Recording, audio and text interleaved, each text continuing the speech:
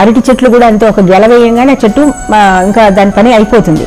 అంటే అవి పుడతాయి, పుట్టిన తర్వాత మళ్ళా కొన్ని ఉత్పత్తి చేస్తాయి, ఉత్పత్తి చేసి తర్వాత వాటి శరీరాన్ని అవి ఈ లోకం నుంచి నిష్క్రమిస్తాయి అన్నమాట. ఇవన్నీ సస్యాలు అంటారు.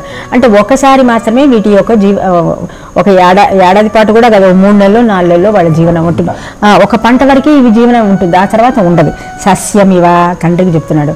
తండ్రి, మనం కూడా సస్యాలు లాంటి వాళ్ళమే. పుట్టిన తర్వాత పెళ్లి చేసుకుంటున్నాం, పిల్లల్ని కంటున్నాం, మళ్ళీ వాటిలాగానే మన జీవనాన్ని చాలించి మళ్ళీ పుట్టడానికి మనం రెడీ అవుతున్నాం. సస్యం ఇవా అంటే సస్యాలలాగా మనం బతుకుతున్నాము. అలాగే పూర్వే చూడండి, ఇప్పుడున్న వారు ఎలా జీవిస్తున్నారో యోచించి చూడండి. చెట్టు చేమల వల్లే మనిషి జనన మరణాలు పొందుతున్నాడు అని తండ్రితో చెప్పాడు నచికేతుడు.